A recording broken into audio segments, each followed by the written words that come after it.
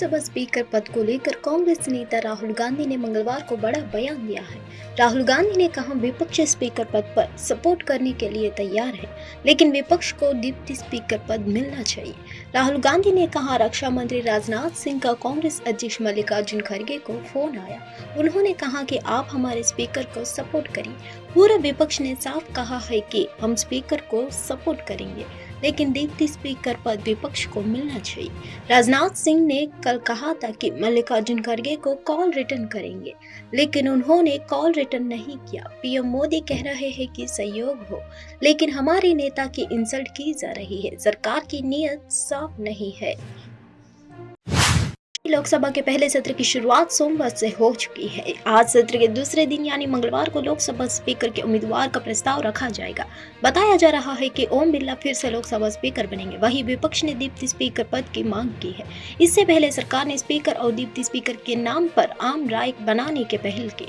सूत्रों के मुताबिक इसी को लेकर रक्षा मंत्री राजनाथ सिंह और संसदीय कार्य मंत्री किरण रिजिजू ने विपक्ष के प्रमुख नेताओं से बात की। कांग्रेस अध्यक्ष मल्लिकार्जुन खड़गे, सपा प्रमुख अखिलेश यादव, डीएमके प्रमुख एमके स्टालिन और टीएमसी प्रमुख ममता बनर्जी से भी इस पर चर्चा हुई। वहीं एनडीए के प्रमुख घटक दलों के नेताओं से भी बातचीत का दौरा चल रहा है। लोकसभा स्पीकर की रेस में सबसे आगे ओम बिरला का हुई बताया जा रहा था। 18वीं लोकसभा के पहले दिन प्रधानमंत्री मोदी, उनकी मंत्रिपरिषद के सदस्यों के साथ ही अन्य नवनिर्वाचित सदस्यों ने सदन के सदस्य के रूप में शपथ ली। 26 जून को लोकसभा अध्यक्ष का चुनाव होगा और 27 जून को राष्ट्रपति द्रौपदी मुर्मू दोनों सदनों की संयुक्त बैठक की संबोधित करेगी। देश की राजधानी इन दिनों जल संकट से जूझ रही है। जल संकट को लेकर सियासी घमासान भी जारी है। बीजेपी और आम आदमी पार्टी इस संकट के लिए एक दूसरे को जिम्मेदार ठहराया है। इन सब के बीच आप सांसद संजय सिंह ने बताया कि वो जल्द मोदी को इस मुद्दे पर चिट्ठी लिखने जा रहे हैं। इसमें वे दिल्ली के लिए पर्याप्त पानी की मांग करेंगे। दिल्ली की जल मंत्री अतिशी 5 दिनों से अनिश्चितकालीन अनशन पर थी और उनकी एक ही मांग थी कि दिल्ली के हक का पानी, दिल्ली के अधिकार का पानी दिल्ली को दिया जाए। हरियाणा की सरकार से हमारा जो एग्रीमेंट है, 613 एमसीडी पानी दिल्ली को मिलना चाहिए। चुनाव का परिणाम आने के बाद पानी 100 एमसीडी कम आ रहा था, इसके लिए उन्होंने ये अनशन शुरू किया। संजय सिंह ने कहा, इस बीच हरियाणा की सरकार से भी उन्होंने बात की, एलजी से भी बात की है। पीएम मोदी को भी पत्र लिखा कि हमारे हक का पानी दिया जाए, लेकिन उनकी मांग नहीं सुनी गई है। जल संकट को लेकर अतिशी अनशन पर बैठी है। कल उनकी तबीयत बिगड़ गई है। डॉक्टरों ने कहा कि अगर इन्हें जल्द अस्पताल में एडमिट नहीं कराया गया तो उनका जीवन जा सकता है। आज हम लोग पीएम मोदी को चिट्ठी लिखेंगे और कहेंगे कि हमें पर्याप्त पानी दिया जाए। विपक्ष और सत्ता पक्ष के बीच लोकसभा के स्पीकर और डिप्टी स्पीकर पद को लेकर खींचतान देखने को मिल रही है। सरकार का दावा है कि सर्वसहमति से स्पीकर चुनाव किया जा रहा है। हालांकि कांग्रेस के नेता राहुल गांधी ने राजनाथ सिंह पर आरोप लगाया था कि फिर हमारे नेता का अपमान किया जा रहा है, जिस पर अब राजनाथ सिंह ने पलटवार किया है। राहुल गांधी ने राजनाथ पर आरोप लगाया था कि उनकी बात मल्लिकार्जुन खड़गे से हुई थी। उन्होंने कॉल करने को कहा था, लेकिन उन्होंने कॉल नहीं किया। हमारे नेताओं का अपमान किया जा रहा है। केंद्रीय मंत्री राजनाथ सिंह ने राहुल गांधी के बयान पर पलटवार करते हुए कहा, मल्लिकार्जुन खड़गे एक वरिष्ठ नेता है और मैं उनका सम्मान करता हूं। कल से मेरी उनसे 3 बार बातचीत हो चुकी है। इससे पहले कांग्रेस सांसद राहुल गांधी ने राजनाथ पर आरोप लगाते हुए कहा था, मल्लिकार्जुन खड़गे के पास केंद्रीय मंत्री राजनाथ सिंह का फोन आया। राजनाथ सिंह जी ने खड़गे जी से अपने स्पीकर के लिए समर्थन मांगा।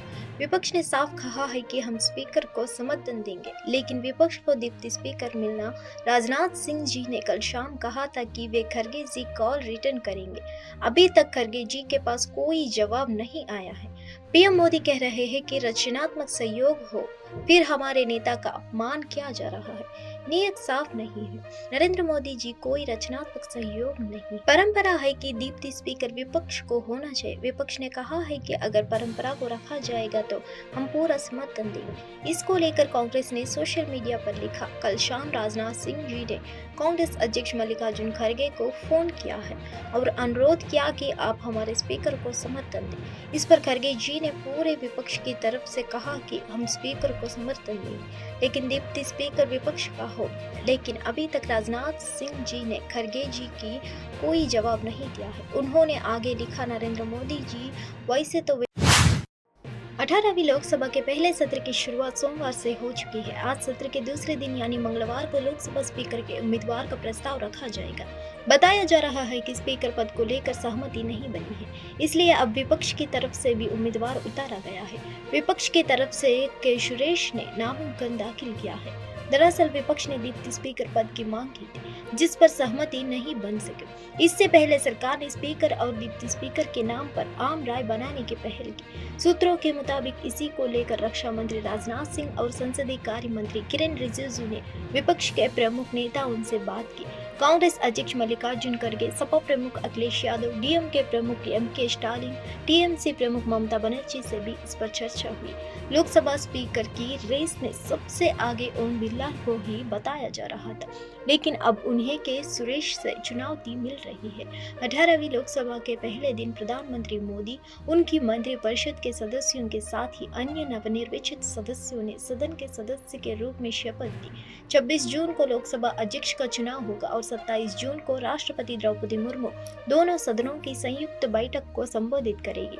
पहले दिन सदन की कार्यवाही शुरू होने से पहले महताब ने राष्ट्रपति भवन में सदन के सदस्य और कार्यवाहक अध्यक्ष के रूप में शपथ ली थी। उन्हें राष्ट्रपति द्रौपदी मुर्मू ने शपथ दिलाई है। लोकसभा के नवनिर्वाचित सदस्यों ने सोमवार को जब शपथ ली तो भारत की भाषाई विविधता की झलक देखने को मिली। अधिकतर सदस्यों ने हिंदी में शपथ ली तो कई सदस्यों ने संस्कृत, असमिया, मैथिली, तेलुगु, कन्नड़, मलयालम तथा पंजाबी एवं अन्य भारतीय भाषाओं में शपथ ग्रहण की।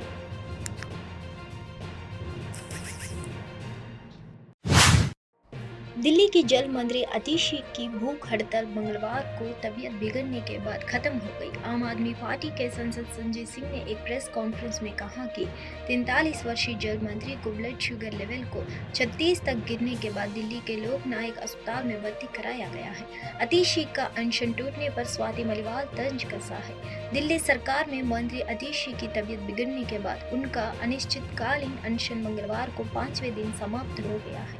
वह हरियाणा सरकार से पानी की मांग को लेकर पिछले 5 दिनों से भूख हड़ताल पर थी। इसे लेकर आम आदमी पार्टी की राज्यसभा सदस्य स्वाति मलिवाल ने आतिशी पर तंज कसा है। उन्होंने एक्स पर पोस्ट कर कहा, गांधी जी ने अनशन की पवित्र विधि को सत्याग्रह का नाम दिया था।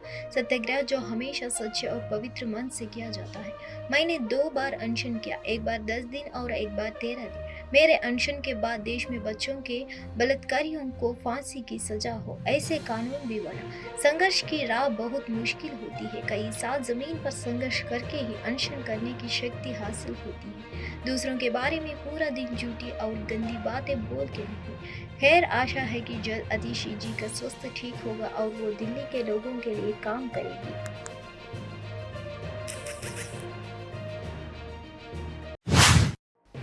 सुप्रीम कोर्ट ने आप नेता सत्येंद्र जैन की याचिका पर विचार करने से इनकार कर दिया। सुप्रीम कोर्ट ने मनी लॉन्ड्रिंग मामले में डिफॉल्ट बेल से संबंधित सत्येंद्र जैन की याचिका पर फैसला करने का काम दिल्ली उच्च न्यायालय पर छोड़ दिया है।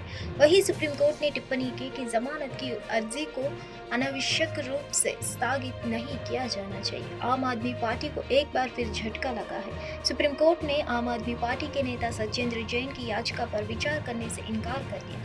दिल्ली उच्च न्यायालय ने मनी लॉन्ड्रिंग मामले में सत्येंद्र जैन की डिफॉल्ट बेल से संबंधित याचिका को जुलाई तक के लिए टालने के आदेश को चुनौती दी है। सुप्रीम कोर्ट ने मनी लॉन्ड्रिंग मामले में डिफॉल्ट बेल से संबंधित सत्येंद्र जैन की याचिका पर फैसला करने का काम दिल्ली उच्च न्यायालय पर छोड़ दिया है। सुप्रीम कोर्ट ने टिप्पणी की कि जमानत की अर्जी को अनावश्यक रूप से स्थगित नहीं किया जाना चाहिए। दरअसल आप नेता सत्येंद्र जैन ने दिल्ली उच्च न्यायालय के 28 मई के आदेश के खिलाफ सर्वोच्च न्यायालय का दरवाजा खटखटाया है, जिसमें उनकी डिफॉल्ट जमानत याचिका को 9 जुलाई 2024 तक स्थगित कर दिया गया है। साथ ही नोटिस भी जारी किया गया है।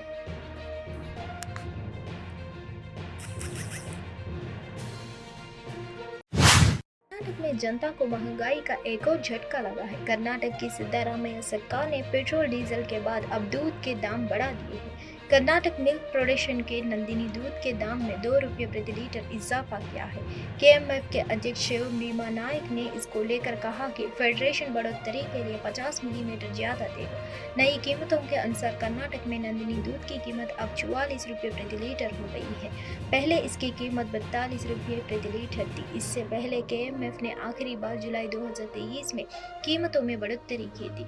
ये एक साल में दूसरी बार कीमत में वृद्धि की गई है। केएमएफ ने अपने बयान में कहा, कर्नाटक भारत में दूध का दूसरा सबसे बड़ा उत्पादक है। इसके अलावा दक्षिण भारत में और दूध का सबसे बड़ा उत्पादक है। हम जल्द ही हर दिन 1 करोड़ लीटर का उत्पादन हासिल करने वाले हैं। अभी हम 27 लाख किसान केएमएफ को दूध की आपूर्ति कर रहे हैं। ऐसे में हम महासंघ किसानों और उपभोक्ताओं दोनों का कल्याण सुनिश्चित करने के लिए मजबूर है।